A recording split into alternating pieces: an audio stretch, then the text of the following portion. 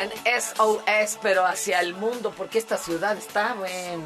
Oye, pero lo dejas como en Licenciado. muy mal concepto. No, la verdad es que el Oye, licenciado que vamos a Orona escuchar cosas bonitas porque el licenciado Orona, oye. es la neta, porque no nos le envuelven huevo. Así de sencillo. Ay, usted decidirá en qué mundo quiere vivir. Un mundo de caramelo. Ay, búscate la canción de Dana Paola. o en la realidad, así como de Matrix, ¿no?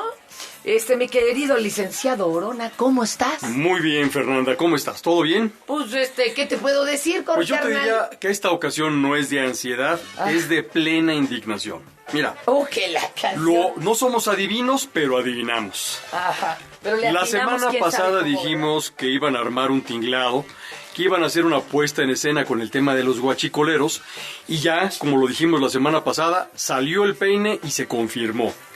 El propósito de que después de 12 años José Antonio Meade y otros funcionarios se hayan dado cuenta que tienen más de una década robándoles combustibles, tiene como propósito fundamentalmente dos objetivos. A ver. El primero de ellos es señalar a Pemex como si fuera la víctima. Y el segundo de ellos es preparar la venta de garage de los ductos, redes de distribución, de abastecimiento y distribución en general.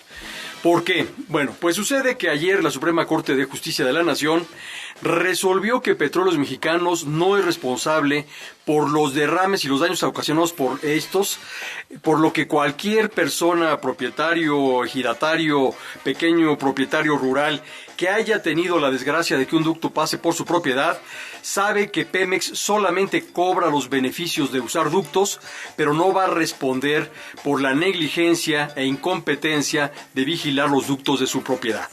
Entonces, lo que la Corte ayer resolvió es que hay una ley que no es otra cosa más que una barbaridad. Dice que Pemex no va a responder por los derrames y por acciones ilícitas acontecidas con base en sus ductos. ¿Por qué? ¿Por qué es una barbaridad si dirían ellos? Porque ahora sí mira, que yo no provoqué el regame. Desde el porfiriato se desarrolló en México una teoría que se llama responsabilidad objetiva por riesgo creado. ¿Qué quiere decir responsabilidad objetiva por riesgo creado? Quiere decir que la responsabilidad no siempre es subjetiva.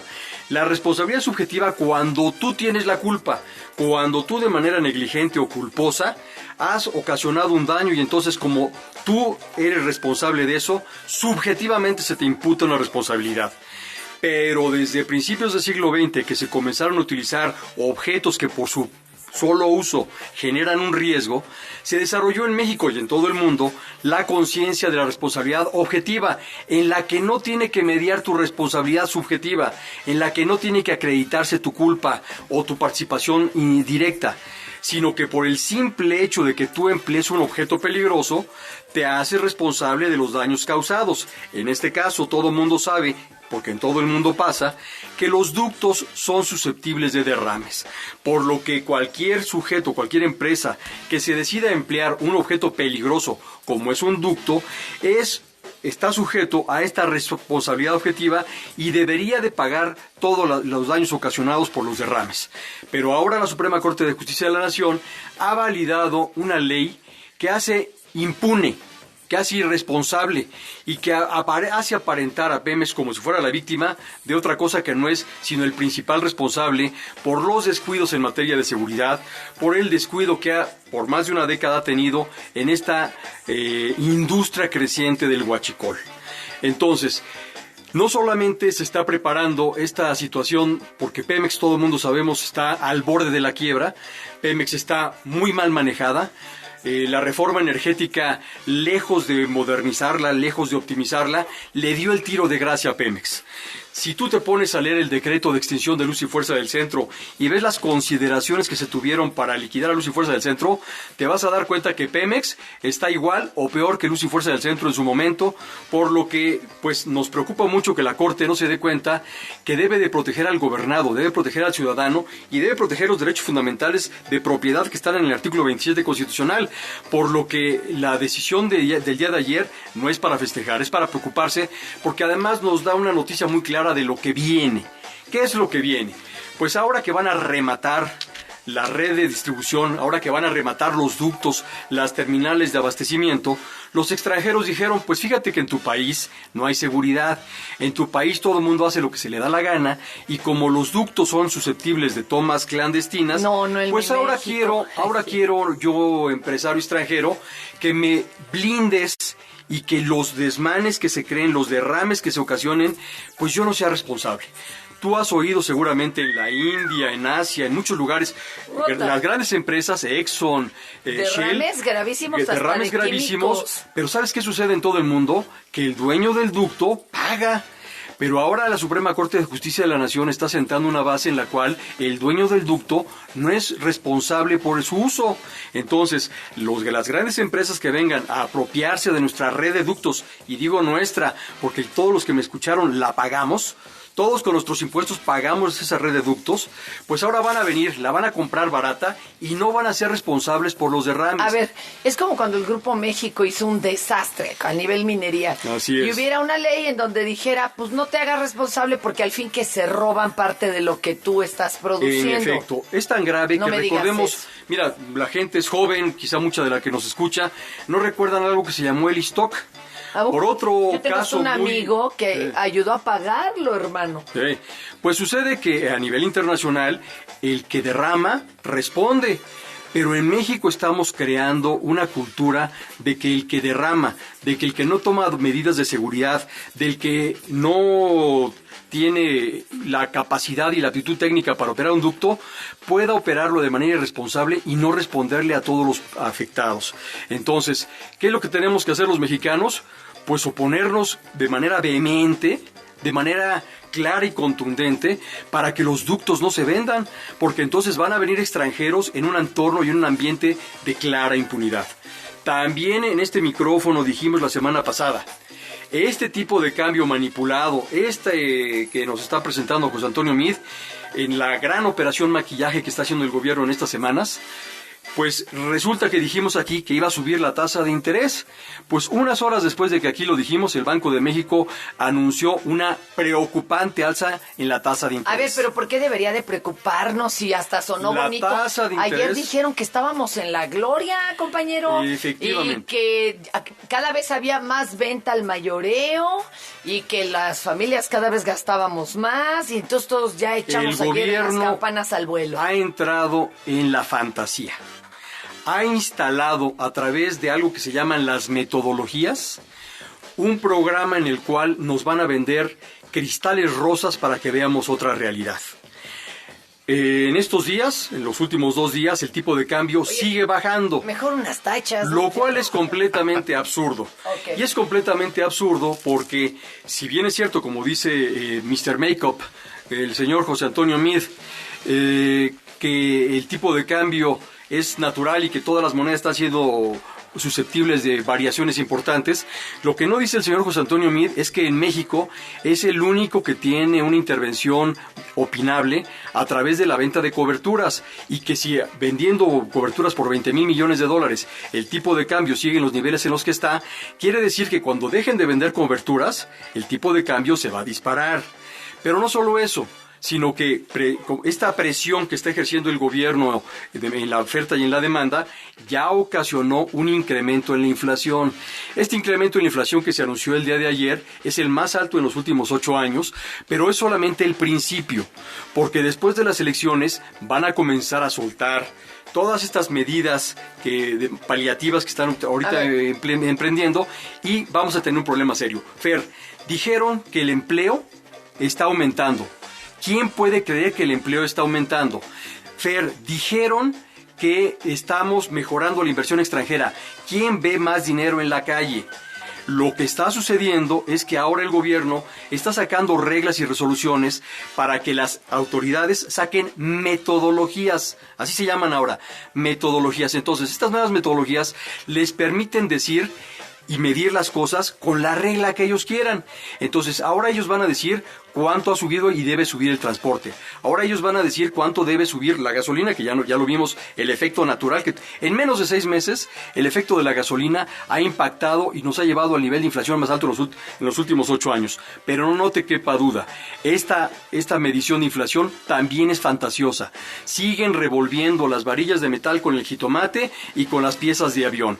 Entonces, estamos regresando a mediados de los 70. Eso es un terror, pero a ver, nomás para que nos quede claro, porque no acuérdate que habemos de aquí. Sí. Coberturas, ¿qué diablos son coberturas? Mira, lo que dice el gobierno es: yo voy a poner a disposición de la gente, y cuando se refiere a la gente no se refiere a los que nos están escuchando, se refiere a los intermediarios bancarios, 20,000 millones de dólares. Es decir, yo les voy a vender el derecho a comprarme dólares hasta por 20,000 millones de dólares. ¿Por qué hace esto? En lugar de que los bancos vayan y compren dólares y los tengan guardaditos en sus bóvedas, compran el derecho a que el gobierno se los venda cuando ellos se los pidan.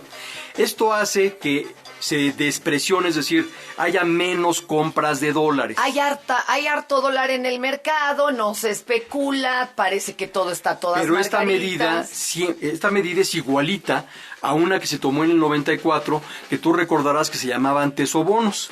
Decía el gobierno, no compren dólares. ¿Para qué? Compren mejor tesobonos, que son instrumentos denominados en dólares, y cuando ustedes necesitan los dólares, venden sus tesobonos y tienen los dólares.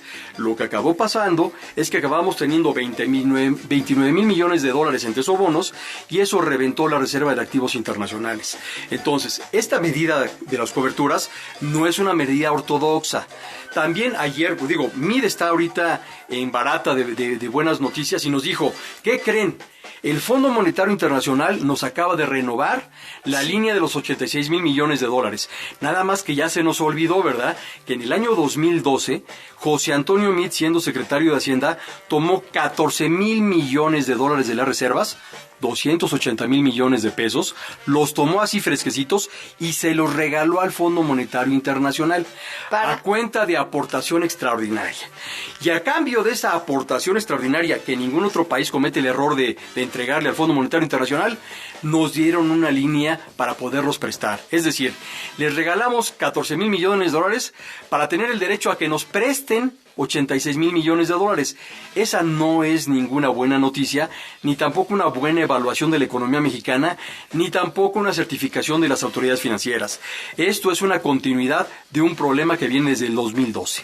¿Por qué subir la tasa de interés en el banco? Yo recuerdo hace muchos años que de repente, cuando tenía 3 ceros más la moneda, las familias decían, ya tengo 1,000,000 de pesos en el banco. Ya, ¿para qué lo invierto si me está dando un chorro de interés? Daban una cantidad de interés que con eso ya vivía la familia y hasta reinvertías. Y un día les dijeron, sí, pues cuicuiri. Resulta que ahora se le quitan 3 ceros a lo que tengan. Entonces, si tenías 1,000,000 de pesos, pues te quedabas con 1,000. 100,000. Entonces, sí, pues, está muy chido. Mira, la tasa de interés tiene que ser superior a la tasa de inflación. Porque si la tasa de interés no es superior a la tasa de inflación, esto quiere decir que tú estás perdiendo dinero al tenerlo depositado en el banco. Entonces, lo que tienen que hacer los intermediarios financieros, los bancos, para poder mantener que tú tengas tu dinero ahí, te tienen que pagar más que la inflación. Si la tasa de inflación reconocida ya es del 6.5, la tasa de interés tiene que ser cuando menos 7.5, porque si no, tú estás perdiendo. Pero al subir la tasa de interés, también toda la gente que produce bienes y servicios pide préstamos o necesita dinero, y entonces ahora tiene que pagar 7.5%, es decir, tiene que pagar un punto porcentual más. Esto hace que entonces encarezca lo que produce. Encarezca lo que producen y servicios, y entramos a lo que se llama y conoce como una espiral inflacionaria, porque cada vuelta estamos más arriba, más arriba, más arriba. Esta jugada que está haciendo Mr. Makeup, el señor José Antonio Meade, es muy peligrosa y le está desarrollando y desplegando como lo hacía Luis Echeverría Álvarez a unos días de la elección. El problema no es el 4 de junio, el problema es el 5 de junio, que definitivamente va a llegar y vamos a tener una economía bordada en mentiras y falsedades. Realmente, así como lo dijimos hace 8 días, esto del huachicol suena muy raro, más bien parece que están preparando la venta de garage, de los ductos, en un esquema que a los mexicanos no nos conviene, y es el esquema en el cual los derrames no van a ser sufragados por quien los compre, es lo que estaban preparando con esta satanización del huachicol. No llegamos al 2018. ¿Tú crees que va a ser el 5 de junio Vamos de a este llegar año? al 2018 y al 2020, pero el problema es cómo vamos a llegar. Está No bueno. te quepa duda, la inflación va a seguir por ese camino. El problema es que como saben que las variables hoy en día son observadas por la población, ahora lo que están tomando la decisión es de controlar las variables. Mandaron una señora Paloma Merodio al INEGI. Todo el mundo dijo, esta señora no tiene ni idea de lo que está haciendo y va a repetir lo que hizo Meade desde Hacienda en la pasada administración, que es presionar al INEGI. Pues resulta que los senadores nos volvieron a fallar, aprobaron a Paloma Merodio y ahora el INEGI está dando cifras e información que no corresponde con la realidad y que se está comenzando a pelear con el Banco de México. Las cifras, opiniones y apreciaciones del Banco de México y las del INEGI ya no cuadran. ¿Por qué? Porque ya empezamos a tener inconsistencias. Ay, redes, por favor, Milik. Mi caso, @jurinet.com.mx y denuncia @jurinet.com.mx. Y además, chéquenlo en mi página. Está re bueno. Ya subimos el segundo capítulo, súbelo, no sé. ¿Cómo así no? Ahí voy. del manual para votantes.